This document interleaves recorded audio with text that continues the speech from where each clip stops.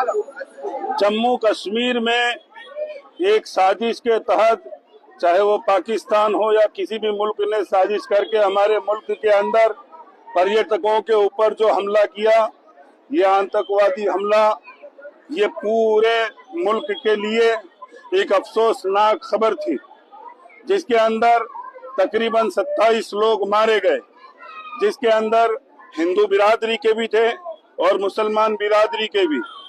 हिंदू बिरादरी में से जो लोग थे और मुसलमान बिरादरी में से भी जो लोग थे, जैसे कि सईद भाई और इसके अलावा जिस बिरादरी के भी लोग थे, वो सभी हमारे लिए एक समान हैं।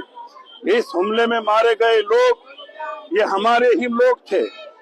इनके ऊपर ये जो हमला हुआ है, हम मुसलमान पूरे हिंदुस्तान के इस हमले की कड़ी निंदा करते हैं और मुखालिफत करते हैं। और हलाकों ऐसे लोग जो इंसानियत के नाम के ऊपर धब्बा हैं, जो इंसान का कत्ल किसी साजिश के तहत करते हैं और छोटे छोटे मासूम बच्चों को और इसके अलावा पर्यटकों को जो निहत्ते थे, उनके ऊपर आकर हमला किया। हम मुसलमान इसका दाहोद से पूरे हिंदुस्तान के मुसलमानों की तरफ से इसका विरोध करते हैं।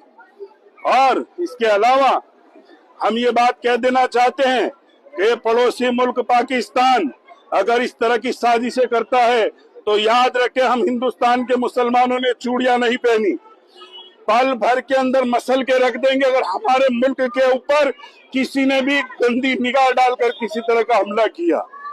हम इस हमले की कड़ी निंदा करते हैं और तमाम हिंदुस्तान के मुसलमान इस मारे जाने वाले लोगों के साथ हैं।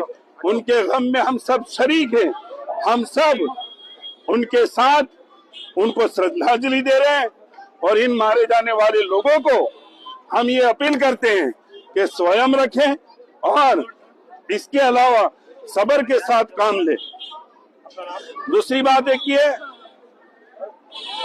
कि ये पड़ोसी मुल्क अपनी इन हरकतों से बाज आ जाए।